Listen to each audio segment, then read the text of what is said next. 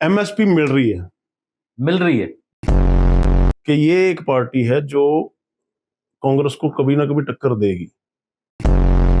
वहां की इंडस्ट्री कहां पहुंच गई है ना, और आपका ये कहां रह गए हम। मतलब वाहियात, तुम भी वाहियात आदमी। पब्लिक आपको माफ नहीं करती। पंजाब ही खाली होता जा रहा है, यूथ खत्म होता जा रहा है। इतना निम्न स्तर पे कोई पॉलिटिशियन मैंने आज तक गिरता हुआ नहीं देखा। मुझे ये बताइए, मोदी जी ने क्या किया सिखों के लिए? मोदी जी ने क्या नहीं किया बताओ। मैंने सुना सिक्योरिटी उनकी हटाई गई थी पहले। वो अगले नु डर लग गया भी कितों आ गया।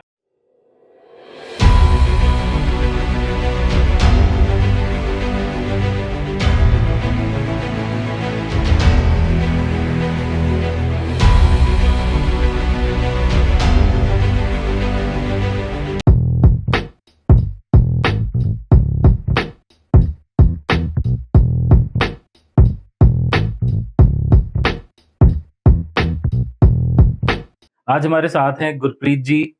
इनका पूरा नाम है गुरप्रीत सिंह ढिल्लों। ये चंडीगढ़ के ऑफिशियल स्पोक्स पर्सन हैं बीजेपी से। ये अपने पॉलिटिकल करियर में पहले काउंसलर भी रहे हैं और बहुत एक अच्छी उपाधि जो कि सीनियर डेप्यूटी मेयर, ये भी इन्होंने हासिल की है। आज हम उनके साथ एक पॉडकास्ट करने जा रहे हैं, उनकी जर्नी के बारे में, उनके पॉलिटिकल करियर के बारे में, स्पोर्ट्स में वो क्या रुचि रखते हैं और आगे उनके पॉलिटिकल इंटरेस्ट में क्या होगा, आपको पॉडकास्ट में देख के पता चलेगा। Welcome to our show. Hello mister Gurpreet Singh Dhillon. हमने आपके बारे में बहुत कुछ सुना है। आप बहुत अच्छी बुलंदियों से और बहुत चैलेंजेस से उभर के आगे आए हैं और विदाउट एनी पॉलिटिकल बैकग्राउंड बहुत आगे तक आए हैं। So firstly I welcome you again to our show. Thank you so much. Thank you.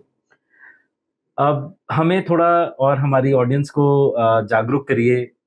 बहुत लोग पॉलिटिक्स के बारे में बहुत कुछ सोचते हैं, गलत भी सोचते हैं, अच्छा भी सोचते हैं, और फ्रैंकली स्पीकिंग बहुत लोगों ने इमेज ही ऐसी बना दी है पॉलिटिशियंस की कि उसे करेक्ट करना बहुत जरूरी है और वो करेक्ट एक सही इंसान ही कर सकता है। देखिए, जितनी थिंकिंग लोगों की अलग अलग है वैसे ही पॉलिटिक्स में भी अलग अलग तरह के लोग भी हैं। जरूरी नहीं है कि सारे एक ही तरह के हों। ये हर जगह होता है। हर तरह का आदमी हर जगह मिलता है। एक जैसे अभी आपने देखा कि ढंढोरा पीटते रहते हैं कि हम कट्टर ईमानदार हैं, पर होते नहीं है असल में। और एक होता है कि जो चुपचाप से अपना काम करते रहते हैं, कोई शो ऑफ नहीं करते, लेकिन लोगों की हेल्प भी करते हैं और अपना ज्यादा उसमें ढंढोरा नहीं पीटते। वो इस टाइप के भी पॉलिटिशियंस हैं। राइट। और ऐसे भी हैं जिन्होंने काम तो कुछ नहीं किया होता, सिर्फ एडवर्टाइजमेंट और ये करके अपना गुजारा करते। तो अलग अलग तरीके के लोग हैं, राजनीति में भी हैं, हर एक फील्ड में है। बिल्कुल सही। हमें बताइए अपने बारे में, कैसे आप चंडीगढ़ से बिलोंग करते हैं बेसिकली, राइट? मेरा बर्थ प्लेस जो है वो अमृतसर है। आजकल तरन तारण डिस्ट्रिक्ट पड़ जाता है। पहले था उसको अमृतसर डिस्ट्रिक्ट रहते थे। तो बर्थ मेरा वहां पे हुआ। उसके बाद क्योंकि मेरे फादर जॉब में थे, गवर्नमेंट जॉब में थे चंडीगढ़ के अंदर, हमारा फिर घर यहाँ हमने रहना स्टार्ट। मैं I was 1 year old only जब गांव से चंडीगढ़ आ गए। और मेरी सारी स्कूलिंग वगैरह आगे का जो भी है वो चंडीगढ़ में हुआ। तो अभी मेरा घर चंडीगढ़ ही है, लेकिन बर्थ प्लेस मेरी पंजाब की है, तरन तारण है। क्या बात है। और आपने बताया कि आप जब 1 साल के थे तो आ गए थे। तो आई एम श्योर आपकी स्कूलिंग, जैसे आपने बताया, तो कॉलेज भी आपने चंडीगढ़ से किया? हाँ, मेरी नर्सरी से लेके 10th से +2 वो डीएवी स्कूल में हुआ। +1 +2 उसके बाद कॉलेज भी DAV. Alright. DAV sector 10। Okay. और उसके बाद यूनिवर्सिटी में भी जाने का मौका लगा, पंजाब यूनिवर्सिटी। तो इस तरह से सारी जर्नी यही चंडीगढ़ की है। तो क्या किया आपने डीएवी में? What is basically, if you don't mind me asking, what is your qualification? मैंने बीए किया वहां से। हाँ, ग्रेजुएशन, क्योंकि मैं स्पोर्ट्स में था। और स्पोर्ट्स में तो हमारा ज्यादा टाइम जो है वो ग्राउंड में निकलता है, तो इसलिए स्पोर्ट्स के साथ साथ बीए ग्रेजुएशन किया, ठीक है, फिजिकल एजुकेशन का भी सब्जेक्ट मेरे पास रहा, ठीक है। तो उसमें भी काफी मैंने आगे रिसर्च वगैरह भी की फिजिकल एजुकेशन में। लेकिन उसके बाद फील्ड चेंज होती रही, तो कभी थिएटर लाइन में भी गए, कभी अच्छा, मेरी 2 गेम मैंने खेली, मेनली 3 खेली वैसे तो। ओके, ताइक्वांडो, आपने मार्शल आर्ट सुना होगा। ऑल राइट, यस, बिल्कुल, बिल्कुल। I am 3rd degree black belt in okay, taekwondo.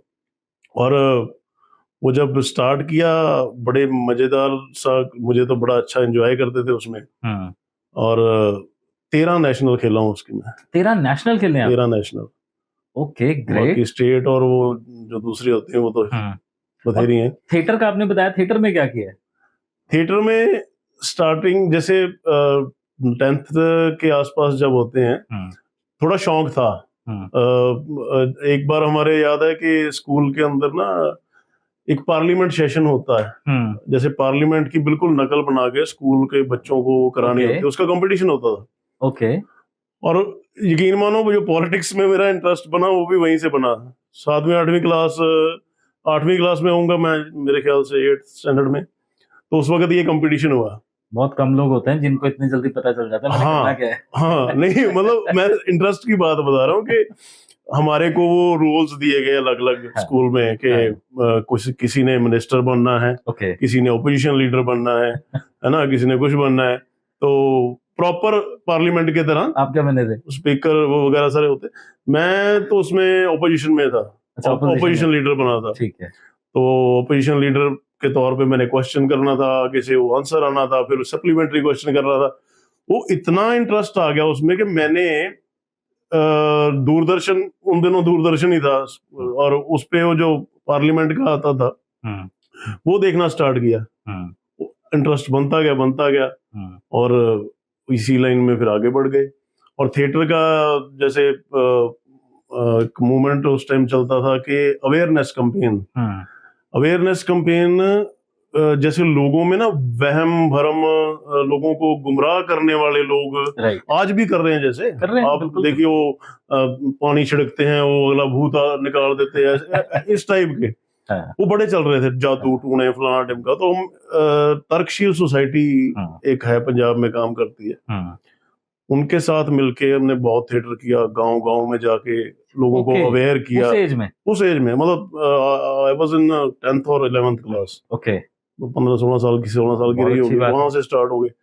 तो मल्टी टैलेंटेड होने का एक मेरे पास था कि थिएटर भी कर रहे हैं, स्पोर्ट्स में भी हैं, ये भी कर रहे हैं, तो जहां जो मौका मिलता था मैंने छोड़ा नहीं। तो स्पोर्ट्स में टाइक्वांडो ही था कि और भी कोई स्पोर्ट खेली आपने? टाइक्वांडो के साथ हैंडबॉल की भी 6 नेशनल खेला हूँ। 6 नेशनल खेले हैंडबॉल में? यस, चंडीगढ़ को रिप्रेजेंट करते हुए 6 नेशनल खेला हूँ। तो आपने 13 वो और 6 ये 19 नेशनल्स। हाँ, ये खेली। और उसके बाद फिर कॉलेज में गए जब, तो कॉलेज में बड़ा मजेदार एक हुआ कि एक वेट कैटेगरी के हिसाब से बॉक्सिंग होती है।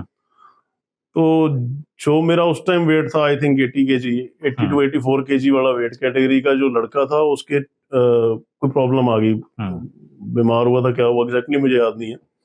तो हमारे जो स्पोर्ट्स के वहां पे थे professor Chaudhary, doctor R.K. Chaudhary, बड़े फेमस हैं, ओलंपिक्स में भी, यहाँ पे भी सब जगह वो जाते हैं और टीम के साथ। मुझे कहने लगे, तेरा भी तक अक्का मारता डाला कोई गेम है? मारता डाली। मैं कहा हाँ जी, ताइक्वांडो को सुन खा लेना है, मार लेना है। मैं कहा हाँ जी, मैं जी कर लेना। मैनू ये नहीं पता कि तगड़े सीगे, फिजिकली स्ट्रॉन्ग सी। मैनू नहीं सी पता भी ये की कहना चाहते हैं, की कराना चाहते हैं। कहता यार बॉक्सिंग का ना एक वेट खाली है, उसमें हमारा लड़का वो जो है वो नहीं आया, तो तू इंटर कॉलेज खेलना तुझे। मैं कहा सर मैं बॉक्सिंग कदी कीती नहीं, ताइक्वांडो बिल्कुल डिफरेंट चीज है, स्पोर्ट है, ਉਹਦੇ ਚ ਕਿਕਸ ਹੁੰਦੀਆਂ ਨੇ, पंचेस भी ਹੁੰਦੇ ਆ, नो डाउट। हाँ, मारन दी खान दी प्रैक्टिस है, इट्स ओके। वो कहने लगे कि नहीं, अभी अपने पास है 8-10 दिन, तो तू प्रैक्टिस कर ले, शाम को ग्राउंड में आ जा। मैं कहा जी हैंडबॉल, कहता हैंडबॉल दे मैच दा बाद च है, बॉक्सिंग दा टूर्नामेंट पहला इंटर कॉलेज है। चलो मैं ही कोच साहब से परमिशन ले दो, ले ली परमिशन, सब कुछ हो गया। तो मैंने वो 8 दिन बॉक्सिंग की प्रैक्टिस की।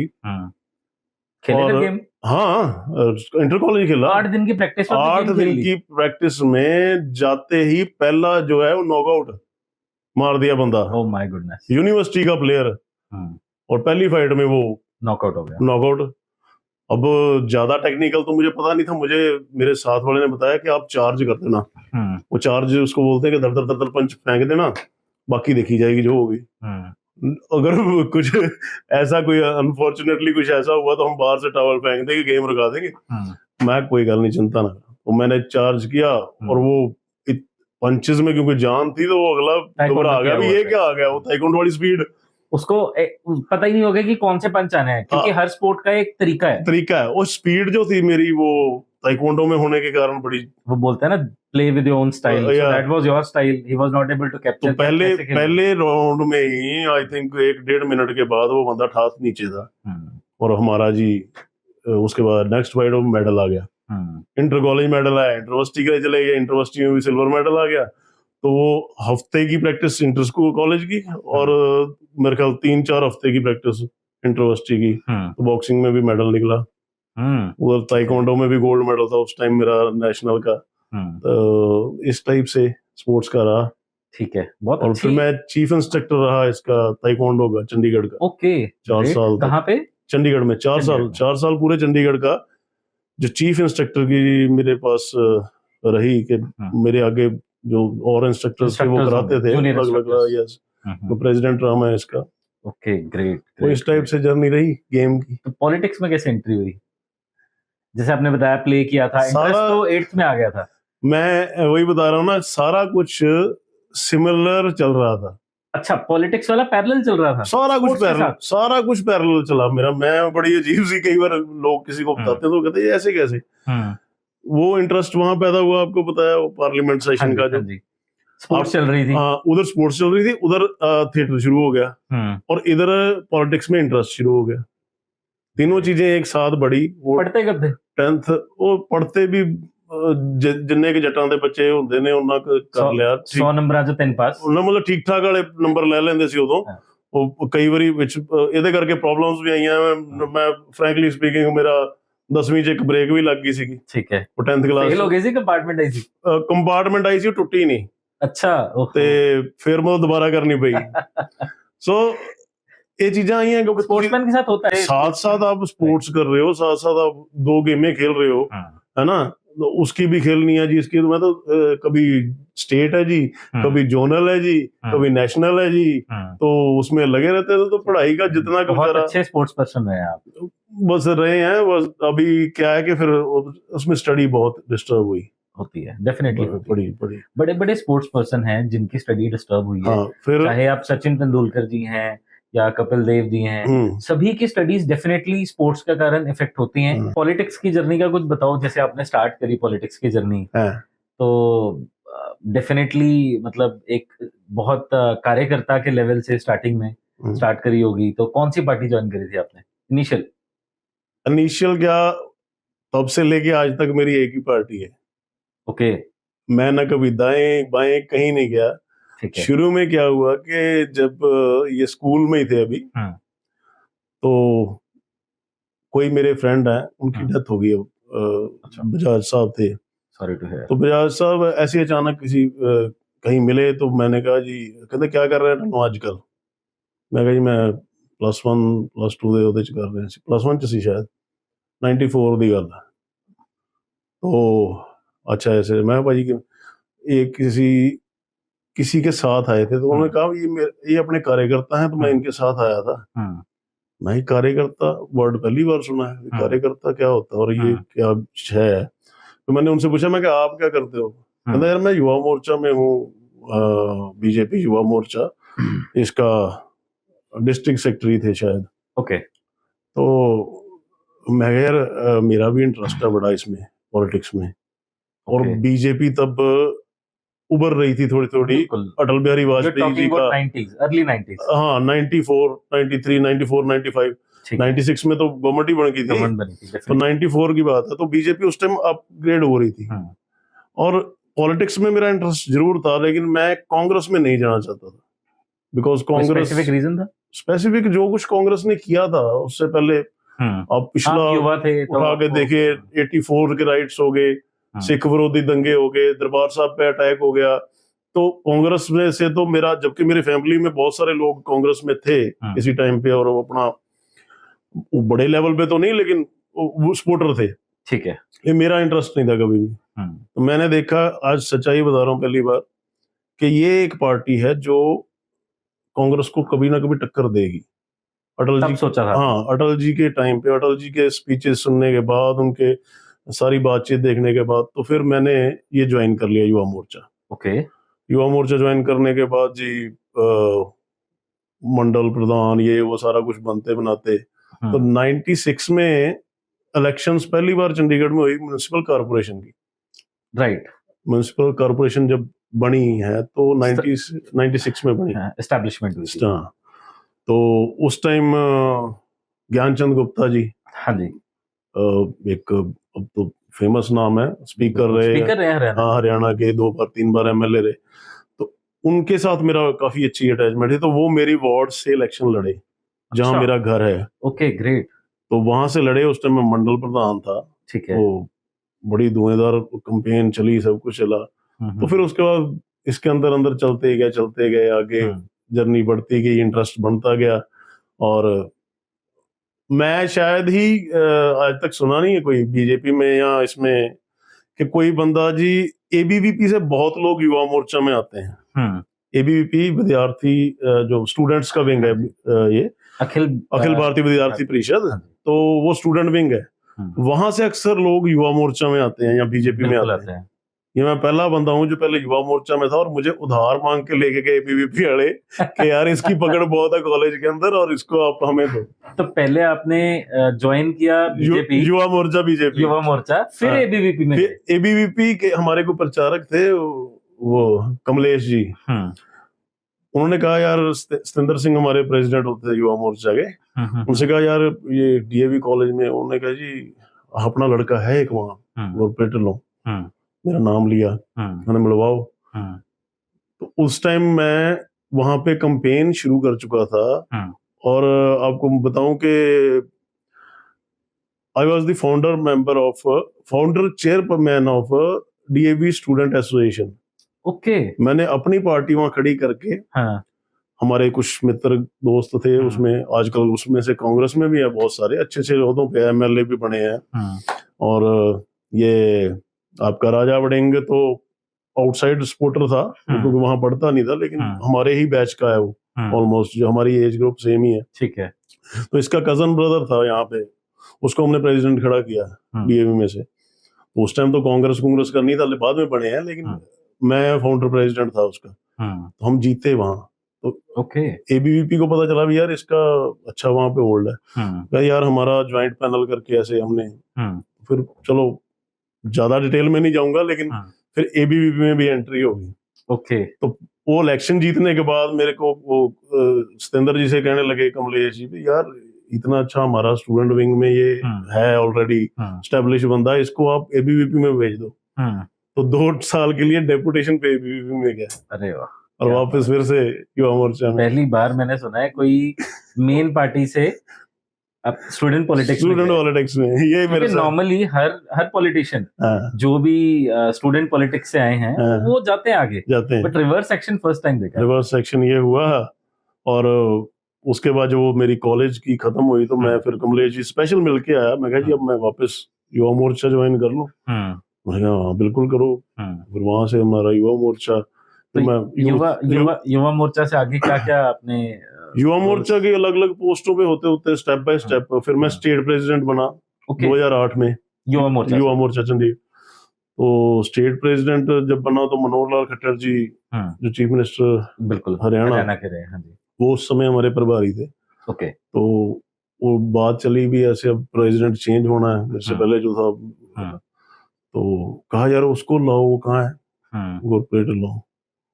मेरे को फोन मिलाया। उस टाइम मैं मोगा में अपने बिजनेस कर रहा था, काम कर रहा था। कौन सी ईयर की बात है टेंटेटिव? ये है 2008 की। 2008। तो तब तक अब पॉलिटिक्स में ही थे इतना टाइम? पॉलिटिक्स में था, लेकिन उस टाइम में थोड़ा सा अपने काम धंधे के, और क्योंकि वो एज डेफिनेटली आगे कॉलेज हो गया, सारा कुछ हो गया, तो मैं मोगा में, फरीदकोट, फिरोजपुर इस एरिया में अपना काम करता था। तो मुझे फोन गया, क्या बात, कहते यार चंडीगढ़ आ जा। मैं सडनली मैं कहा आगे वापस जान दा या कुछ रुकना पेगा? कहता रुकना पै सकदा, 2-3 दिन के हिसाब नाल। फोन किन्ने कीता? संजय टंडन जी ने। अच्छा, ओके। संजय टंडन जी उस टाइम जनरल सैकटरी सीगे। कुछ नहीं दस्या कि की है की नहीं। लेके खट्टर जी कोल गए, कहते तुम्हें स्टेट प्रेसिडेंट बनना है युवा मोर्चा का। मैं जी जैसी पार्टी की इच्छा, मैं ना करने वाला मैं कौन होता हूँ? तो आप कहो तो ओके। अच्छा कितने दिन में टीम गठन कर लोगे? मैं जी इतने दिन कर लांगे। वैसे ही स्टेट प्रेसिडेंट हो गए। उसके बाद अच्छा काम किया सारा कुछ। डिस्ट्रिक्ट प्रेसिडेंट, बीजेपी स्टेट जब खत्म हुआ टेन्योर, उसके बाद बीजेपी का जिला प्रधान बना।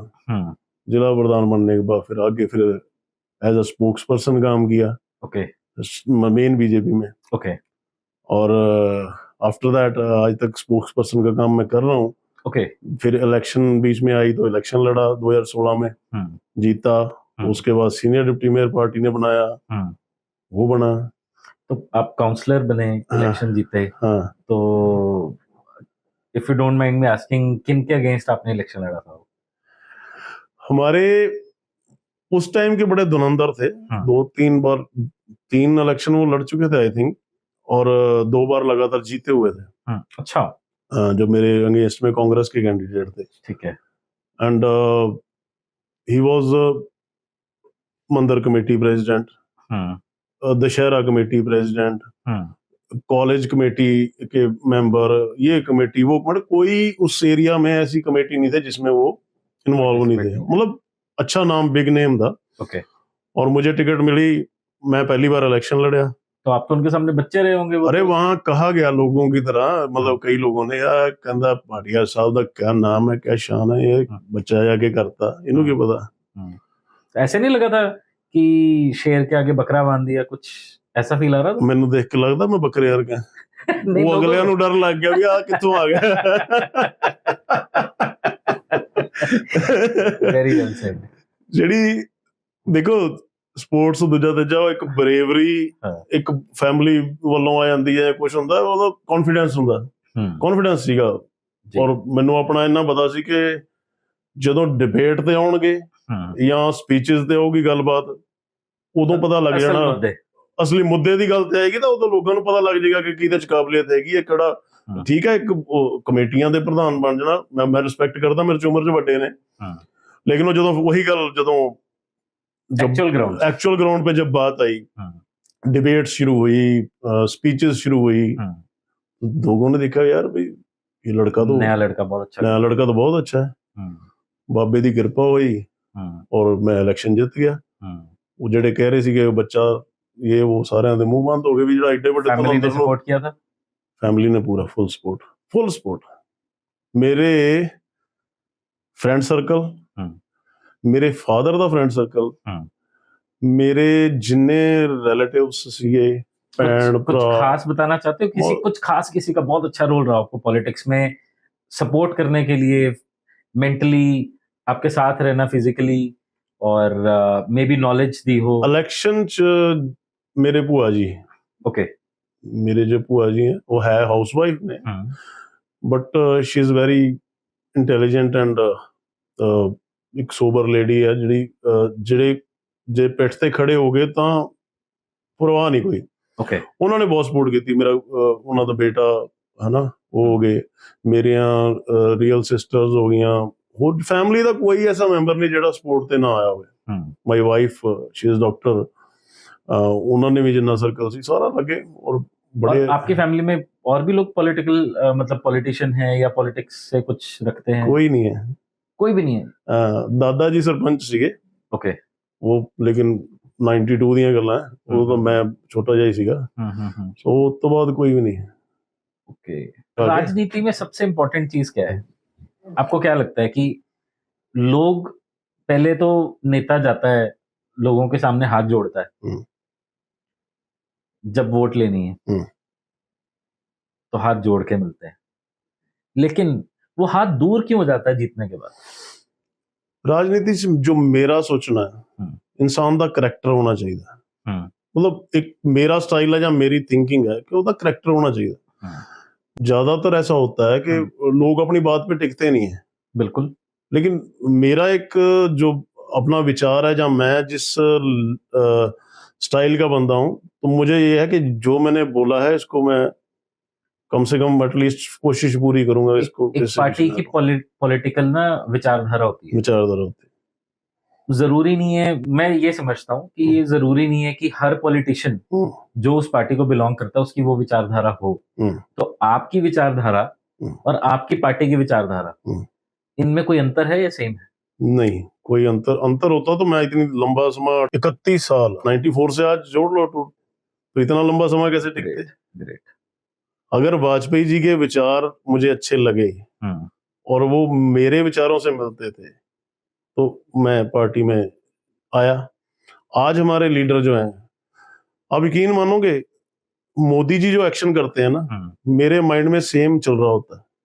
आपको लगता है वो सेम विचारधारा फॉलो करते हैं? अरे मोदी जी यार, एक लाइन में अगर मोदी जी को बताना हो उनकी विचारधारा क्या है या बीजेपी की विचारधारा क्या है, वो एक लाइन, एक दो शब्द ये है कि भारत माता की जय, India first, nation first, nation के लिए जो करना पड़ेगा वो करेंगे, दैट इज विचारधारा। और कभी ऐसा लगा है कि लाइफ पे रिस्क आ गया, कभी ऐसा लगा है कि अब मैं ये स्टेप लूंगा तो शायद मेरा करियर भी खत्म हो सकता है, लेकिन वो पब्लिक इंटरेस्ट में हो? पब्लिक इंटरेस्ट में बहुत चीजें हुई हैं, बहुत कश्मकश आपके साथ बहुत कश्मकश कह लो या मेंटली डिस्टर्बेंस भी हुई है। जैसे किसान आंदोलन चल रहा था, मैं पार्टी का स्पोक्स पर्सन हूँ, राइट, और साथ साथ मैं जट सिख फैमिली से बिलोंग करता हूँ, किसान का बेटा हूँ। बिल्कुल, बट किसान जरूरी नहीं है कि जट सिख हो, किसान हिंदू भी हैं। नहीं, मैं अपनी बता रहा हूँ, सारी कम्युनिटीज, हर कम्युनिटी से है, लेकिन हमारे जट सिख में तो मैक्सिमम सारे है ही किसान ना। बिल्कुल है, मतलब चाहे वो खेती कर रहे हैं या नहीं कर रहे, वो अलग विषय है। और दी अदर वे वो कहीं ना कहीं किसानी से जुड़े हैं, उनके फादर कर रहे थे या कोई और कर रहा था, तो उस वक्त बड़ा कई बार प्रॉब्लम आती थी। लेकिन ऊपर वाले की कृपा से मैं डिबेट्स पे जाता रहा, लेकिन कभी ना तो वो किसान पक्ष को कभी नाराज किया, ना मेरी पार्टी ने कहा कि ये पार्टी की लाइन छोड़िए। मतलब एक भी कंट्रोवर्शियल बयान मेरी तरफ से नहीं निकला। ये ऊपर वाले की कृपा ही है, जहां मेरे लहजा था कि कोई कंट्रोवर्सी खड़ी नहीं हुई। पंजाब हमेशा से कंट्रोवर्शियल रहा है, हमेशा से। अगर हम पास्ट की बात करें तो पहले पंजाब जो था वो अपनी ब्रेवरी के लिए, एग्जाम्पल भगत सिंह जी, पंजाब सरसों का साग, देसी घी, अच्छा खाना, कल्चरल प्रोग्राम्स, मेले लगते थे, लोग खुशहाली से अपनी जिंदगी बिताते थे, विसाखी मनाते थे। बट आज उस पंजाब को किसकी नजर लगी कि वो उड़ता पंजाब हो गया? बड़ा दुख होता है। पंजाब का मतलब एक लंबे उच्चे गबरू जवान तकड़े नौजवान, और एक आर्मी या स्पोर्ट्स या कोई भी फील्ड लगा लो, पंजाबी देश की रक्षा के लिए सबसे आगे। फौज में जितनी शहादतें होंगी वहां पंजाबी आपको, आपकी आजादी की लड़ाई में मैक्सिमम कुर्बानियां पंजाबियों ने की। बिल्कुल, शहीद पंजाब जो है, शहीदों की धरती, पंज प्यारे गुरुओं की धरती, पीरां की धरती, फकीरां की धरती, अपने शहीदां की धरती, खुशहाली की धरती है, खुशहाली की धरती, लड़न मरन वाले योद्धियां की धरती। और अज बड़े दुख नाल कहना पैंदा, जब ये ड्रग्स का और उड़ता पंजाब कोई आगे बोल देता है, दुख होता है।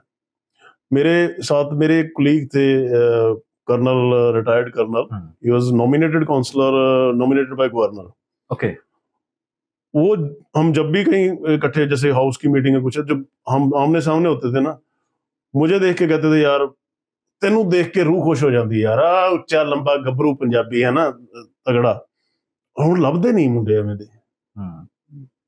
मैनू हुण मैं कह रहा था, ठीक है, प्राउड फील होता था उस पे कि या दुख भी होता था? नहीं, प्राउड अपने आप के लिए तो होता ही है यार, हमने थोड़ा संभाल के रखी चीज को, हम स्पोर्ट्स में थे, हमने वो वक्त गलियों में नहीं गवाया जो वक्त एक बॉडी बनाने के लिए, अपनी गेम को तैयार करने के लिए वहां बताया, ग्राउंड में बताया।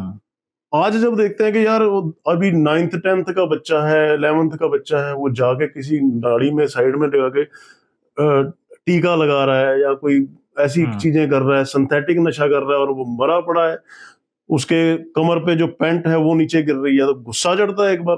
थोड़े दिन पहले की न्यूज है, लड़कियों का आजकल बिल्कुल मैं वही बता रहा था, न्यूज आ रही है, थोड़े दिन पहले की न्यूज है कि कुछ बच्चे ओवरडोज की वजह से पंजाब में मारे गए।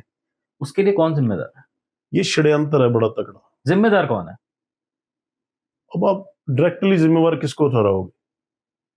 मैं कह रहा हूं कि इसमें हमारे पड़ोसी देश का हाथ भी है। ड्रग्स वहां से आते हैं। वो साजिश के तहत पहले उन्होंने सोचा कि 91 की लड़ाई के बाद जब उनको बांग्लादेश अलग कर दिया, उनकी फजीयत हुई, 93,000 फौजियों की पेंटें उतारने वाली बात हुई, सरेंडर करना पड़ा। इतना बड़ा सरेंडर आज तक दुनिया में और कोई है नहीं जो पाकिस्तान को इंडिया के सामने करना पड़ा। उनको चोट कितनी लगी होगी, उसने उस चोट ने उनको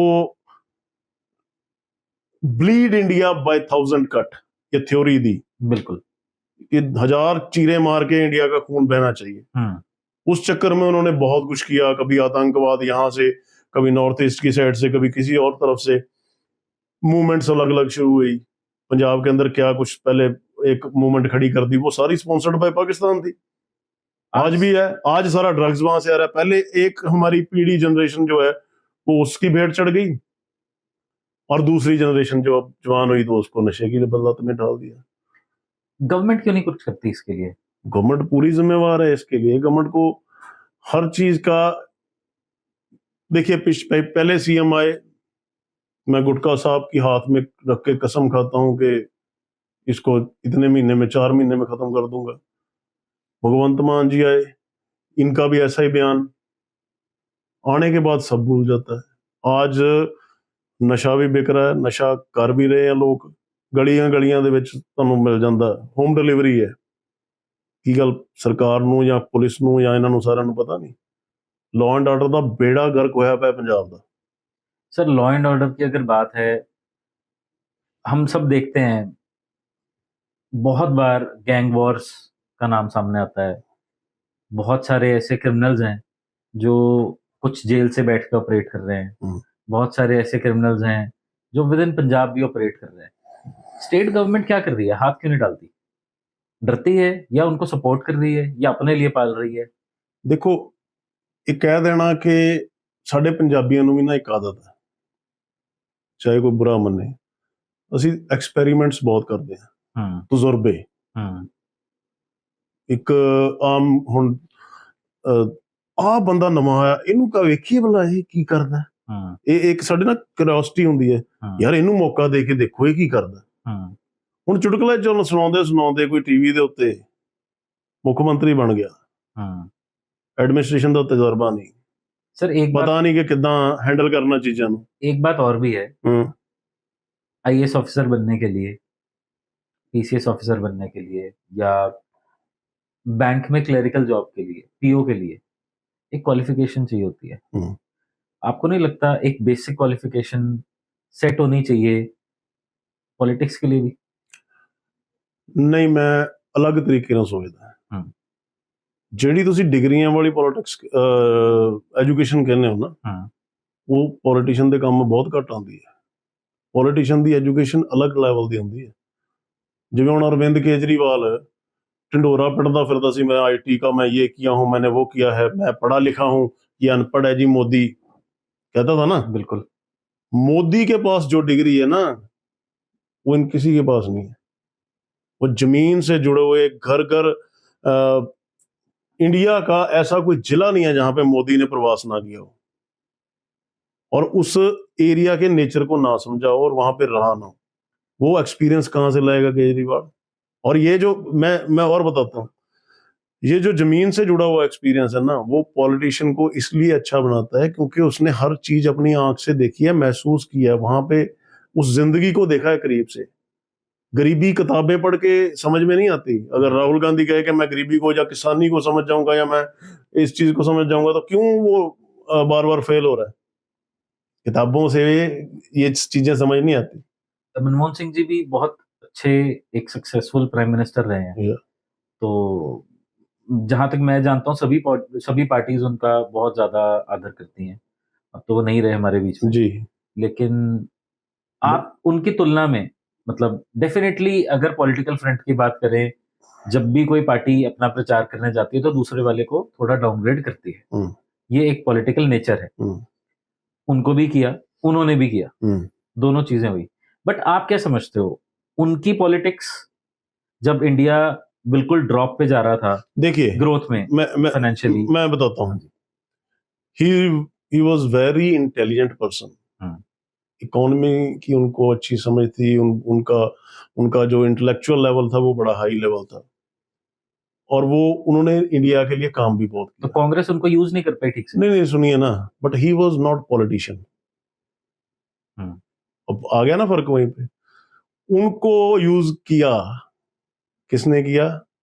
सोनिया गांधी ने, राहुल गांधी ने, अपने उल्लू सीधे करने के लिए, अपने पॉलिटिकल इंटरेस्ट के लिए। मनमोहन सिंह बहुत बढ़िया आदमी थे। वो, मैं कहता हूँ मनमोहन सिंह ईमानदार आदमी थे, लेकिन उनकी प्रधानमंत्रीशिप के नीचे जो ये परिवार, गांधी परिवार या ये सारा शाही खानदान है, ये सब बेल पे ही बाहर है। हाँ, बेल पे हैं। और ये सारे घपले घटाले, बेचारा बदनाम कौन होता है? मनमोहन सिंह। मनमोहन सिंह का कोई कसूर नहीं है इसमें। उसका कसूर ये है कि उसने प्रधानमंत्री की उनका जो वो रिमोट से चलाए जाते थे। उन्होंने सिखिज्म के लिए कुछ किया लगता है। उन्होंने सिखिज्म के लिए कुछ किया है? सिखिज्म के लिए पर्टिकुलर तो आप कुछ नहीं कह सकते। सिखिज्म के लिए एक जो कांग्रेस ने पाप किया था हरमंदिर साहिब पे अकाल तख्त पे अटैक कराने का, उस की माफी एक सिख प्रधानमंत्री से मंगवा दी। ये काम किया है। आप माफी नहीं मांगी उन्होंने। आप ये रिकॉर्डेड बोल रहे हो? बिल्कुल रिकॉर्डेड, ऑन रिकॉर्ड है ना, असलियत है। उनके मुंह से माफी मंगवा दी कि ये कांग्रेस ने, ये गलती हुई थी कांग्रेस से। भाई उसमें मनमोहन सिंह का क्या आता? अटैक आपकी दादी ने कराया, राहुल जी। मनमोहन सिंह उस टाइम सीन में नहीं है कहीं। मनमोहन सिंह जी से माफी क्यों मंगवाते हो? सिर्फ ये दिखाने के लिए जी कांग्रेस अब सिखों के साथ हो गई है। और भाई गलों में टायर डाल डाल के फूका है तुमने दिल्ली की गलियों में, कानपुर में, हरियाणा में, पंजाब में, कहां नहीं सिखों के साथ जुल्म किए। और आज वो, मैं हैरान हूं इस चीज से। हमारे सिख कुछ लोग, ज्यादा नहीं लेकिन कुछ वर्ग है, जो वो सारा कुछ भूल के आज भी कांग्रेस की उसके बाद 2-3 बार सरकार बना दी। आपको जट सिख फैमिली से बिलोंग करते हैं? बिल्कुल। और मैं तो उस गढ़ से आता हूं जहां पे पीक पे था सारा कुछ।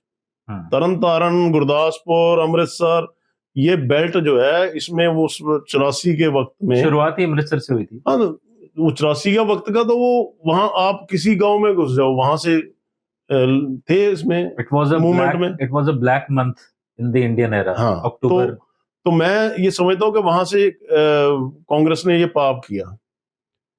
आज कुछ लोग कहते हैं जी बीजेपी जो है वो सिखों के साथ नहीं है जी, वो अलग है जी, फलाना या ढिमका। आप मुझे ये बताइए मोदी जी ने क्या किया सिखों के लिए?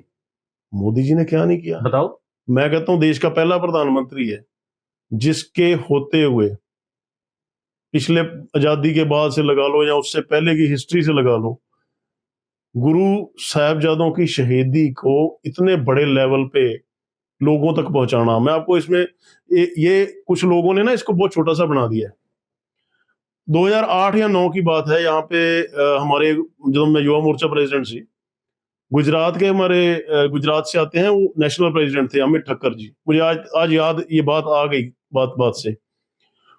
वो आए यहाँ पे अपना चंडीगढ़ में। उन्होंने मुझसे आगे एक डिमांड की, कहता यार साहिबजादों की जो शहीदी है ना, उसके ऊपर कोई किताब है तो वो मुझे दिलाओ, वहां नहीं मिलती गुजरात में, और मैंने अपने बेटे को देनी है। उनका 8 साल का बच्चा था, वो स्कूल में पढ़ता था क्लास में। कहता यार उसने मेरे को बहुत इंसिस्ट किया कि आप लेके आओ जी। उसने कहीं से सुना है लेकिन उसको पूरा पता नहीं है, तो पूरा मुझे भी नहीं पता। हम गए जी 34 सेक्टर चंडीगढ़ गुरुद्वारा, वहां से जाके पता किया। वो पंजाबी में अवेलेबल थी, लेकिन उनको पंजाबी नहीं आती। फिर हमने पता कराया कहीं से करके, एक जगह से इंग्लिश में वो बनी हुई है SGPC की उससे वो मिली किताब, ट्रांसलेटेड कॉपी। हाँ, मतलब इंग्लिश में वो सारी, वो लेके गए। और वहां से उनका दोबारा फोन आया, कहता यार मेरा बेटा इतना खुश हुआ, ये सारी हिस्ट्री हमारे लोग बच्चों को नहीं पता, ये पता होनी चाहिए। मैं किसी पे इल्जाम नहीं लगाता, SGPC की जिम्मेवारी थी ये कि इतनी बड़ी बड़ी शहीदियां 5 साल 9 साल 8 साल की उम्र में, और उनको आप देश के बच्चों तक ही नहीं बचा सक रहे। किसकी गलती है ये? तो मोदी जी ने वो काम किया वीर बाल दिवस मनाने का। गुरु तेग बहादुर साहब की शहीदी का फरमान जिस लाल किले से सुनाया गया था, उस लाल किले के बिल्कुल सामने उनका शहीदी पर्व मनाया नरेंद्र मोदी ने। गुरु नानक देव जी का जो गुरुपुरब है, और कोई सोच सकता था कि कभी आंध्र प्रदेश, कर्नाटक, केरल या किसी राजभवन के अंदर कोई सिख सोचे कि वहां पे अखंड पाठ साहब पाठ होगा, कीर्तन होगा, दरबार लगेगा? किसी ने सोचा था? ये हुआ नरेंद्र मोदी ने करवाया। जब गुरु नानक देव जी का गुरुपुरब था, ये जो शताब्दी मनाई गई जी, जहाजों की, उसके ऊपर एक ओंकार, हमारी मेट्रो में, हमारी शताब्दियों में, शताब्दी रेलवे में, उसमें कीर्तन दरबार चल रहा है, वो कीर्तन की स्क्रीन चल रही है, उसके ऊपर लेके, मतलब क्या आज तक नरेंद्र मोदी ने किसी और चिन्ह कभी देखा उनको पहने हुए? गुरुद्वारे में जाते हैं, खंडा मथे ते जी मैंने देखा, पगड़ी भी लगाई, पग बनी होती है, सेवा करते आती यार। वो ऐसा प्रधानमंत्री है, वो दिलों बहुत रिस्पेक्ट करते हैं, और दिलों सिखिज्म दी इतनी ज्यादा, किसी और धर्म की कभी उन्होंने कोई शाखा या कुछ नहीं किया कभी। सिखिज्म की इतनी रिस्पेक्ट करते हैं ना, छोड़ ही दो। मेरे पर्सनली मैं जानता हूँ इस चीज को। गुरुद्वारे में जाना, कीर्तन सुनना, उनका ये एक दिल की इच्छा होती है। जो पर्सनली जानते हैं उनको पता है। जैसे मनोहर लाल खट्टर जी हैं, मनोहर लाल खट्टर जी की फैमिली सिख भी है, हिंदू भी है, दोनों में है। उनकी फैमिली में सिख भी हैं। उनके अगर घर पे कोई शादी होती है तो गुरु ग्रंथ साहब के लामा फेरे होते हैं। अच्छा, किसी को पता है आज तक मनोहर लाल खट्टर के बारे में? नॉट श्योर अबाउट इट, मैंने नहीं सुना कभी। कहाँ आप अलग करने में लगे हो? ये कौन सी राजनीति? यही राजनीति ने पंजाब को इतना सा बना दिया कि हमारा अकाली दल को ये लगता था कि हमारा शासन नहीं आएगा इस पे, बड़े पंजाब पे। इसके अलावा चलिए मैं समझता हूं, वो सारा तोड़ के आज गुड़गांव कितना डेवलप है, उधर का एरिया कितने डेवलप है, वहां की इंडस्ट्री कहाँ पहुंच गई है ना, और आपका ये कहाँ रह गए हम? पंजाब का बेड़ा गर्क पूरे इंडिया में डेवलपमेंट हो रही है। बिल्कुल, हम देखते हैं हाईवेज हैं, रोड इंफ्रास्ट्रक्चर है, पूरे भारतवर्ष में आज इलेक्ट्रिफिकेशन की बात हो रही है। इलेक्ट्रिक कार्स, 24 आवर इलेक्ट्रिसिटी रहेगी। गुजरात मॉडल है जहाँ पे लाइट नहीं जाती। महाराष्ट्र में बहुत ऐसी जगहें हैं जहाँ लाइट नहीं जाती, बिल्कुल भी नहीं जाती, जीरो इलेक्ट्रिसिटी कट्स। पंजाब में आज भी अगर हम सुनते हैं कहीं पे 12 घंटे का कट लगता है, कहीं 2-2 दिन भी लाइट नहीं आती आज भी। उसके लिए सेंटर क्यों नहीं कुछ करती? अगर चलो आप स्टेट गवर्नमेंट को आप ब्लेम कर देते हो कि स्टेट ने नहीं किया, सेंटर क्या कुछ नहीं कर सकती उसके लिए? आजकल एक ऐड चलती है, हर 15-20 मिनट या आधे घंटे के अंदर किसी ना किसी चैनल पे आ जाते हैं भगवंत मान जी कि देखो 12 घंटे ਅਸੀਂ ਲਾਈਟ ਕੀਤੀ ਸੀ, ਲਾਈਟ ਜਾਣਾ ਤਾਂ ਦੂਰ, ਬਲਬ ਨੇ ਝਮੱਕਾ ਵੀ ਨਹੀਂ ਮਾਰਿਆ, ਝਮੱਕਾ ਉਹ ਇਦਾਂ ਐਡੀ ਐਡੀ ਅੱਖਾਂ ਖੋਲ ਲੈਂਦੇ। ਐਡ ਹੀ ਆ ਉਹ ਗੱਲੀ, ਅਸਲ 'ਚ ਜਾ ਕੇ ਦੇਖੋ ਤਾਂ ਪਤਾ ਲੱਗਦਾ ਵੀ ਝਮੱਕੇ ਵੱਜੇ ਆ ਕਿ ਪੂਰੀ 12 ਘੰਟੇ ਗਾਇਬ ਰਹੀ ਹੈ। लेकिन एडवर्टाइजमेंट इन्नी ज्यादा कर दी है आम आदमी पार्टी कि थानू बाहर वालों ਨੂੰ ਲੱਗੇ कि भाई पता नहीं की स्वर्ग बनाता ਅਸੀਂ ਇੱਥੇ, पता नहीं ਅਸੀਂ की चेंजेस ले आती हैं। बट मोहाली में तो बहुत डेवलपमेंट है, बहुत डेवलपमेंट है, बहुत डेवलपमेंट है। मैं चंडीगढ़ रहना, 8-10 ਸੜਕਾਂ ਨੇ ਜਿਹੜੀਆਂ ਚੰਡੀਗੜ੍ਹ ਤੋਂ ਮੋਹਾਲੀ ਨੂੰ ਕਨੈਕਟ ਕਰਦੀਆਂ ਨੇ ਨਾ, ਹਰ ਸੈਕਟਰ ਤੋਂ ਬਾਅਦ ਜਾਂ ਇੱਕ ਦੋ ਸੈਕਟਰ ਤੋਂ ਕਨੈਕਟ ਕਰਦੀਆਂ ਨੇ। ਕਿਸੇ ਰੋਡ ਤੋਂ ਚੰਡੀਗੜ੍ਹ ਤੋਂ ਮੋਹਾਲੀ ਐਂਟਰ ਕਰ ਜਾਓ, ਜਿੱਦਾਂ ਮੋਹਾਲੀ ਦਾ ਪਾਰਟ ਸ਼ੁਰੂ ਹੁੰਦਾ ਵੱਡੀ ਗੱਡੀ ਖੜਕ ਖੜਕ ਖੜਕ ਖੜਕ ਖੜਕ, ਖੱਡੇ ਆ ਜੀ, ਬੁਰਾ ਹਾਲ ਹੈ। कोई मसला हल भी किया इन्होंने? 2 साल हो चले ने थोड़ा जो आपका ये चौक है वाईपीएस चौक, हाँ जी। वाईपीएस चौक ब्लॉक हुआ पड़ा है, बंदा वहां कोई नहीं है, एक दो सेवादार हैं जो उस पे कुछ ठीक है। हाईकोर्ट की रूलिंग आई थी तो एक साइड शायद ओपन कर दी, क्या एक साइड ब्लॉक मतलब कर दी। आपकी मेन रोड है चंडीगढ़ को कनेक्ट करने वाली पंजाब की, आप उसको ऊपर ब्लॉकेज, परमानेंट ब्लॉकेज लगी हुई है, आप क्यों नहीं उसके साथ बैठ के नेगोशिएशन करते भी जिसकी कोई समस्या है? आपको किसने रोका है? बट वो लोग तो बोलते हैं कि हमें सीएम हाउस तक जाने नहीं दिया जाता। भाई कुछ कभी ऐसा हुआ नहीं होता था, ये जो अब रिवाज चला है ये किसान आंदोलन से, भी जी हम तो पक्के धरने पे बैठ गए, धरने होते थे, धरने होंदे सीगे, कोई 1 दिन दा हो गया, 2 दिन दा हो गया, 4 दिन दा हो बट उनकी एक स्पेसिफाइड जगह होती है। व्हाट इज दिस नॉनसेंस भी ਤੁਸੀਂ ਲਾਈ ਰੱਖਿਆ ਜੀ 2 ਸਾਲ ਬੰਦ ਰੱਖਾਂਗੇ ਜਾਂ 1 ਸਾਲ ਬੰਦ ਰੱਖਾਂਗੇ, ਵਾਏ ਬਾਕੀਆਂ ਦਾ ਕੀ ਕਸੂਰ ਆ ਦੁਨੀਆ ਦਾ? ਬੇੜਾ ਗਰਕ ਕਰਕੇ ਰੱਖਤਾ ਪੰਜਾਬ ਦਾ ਇਹਨਾਂ ਧਰਨਿਆਂ ਨੇ।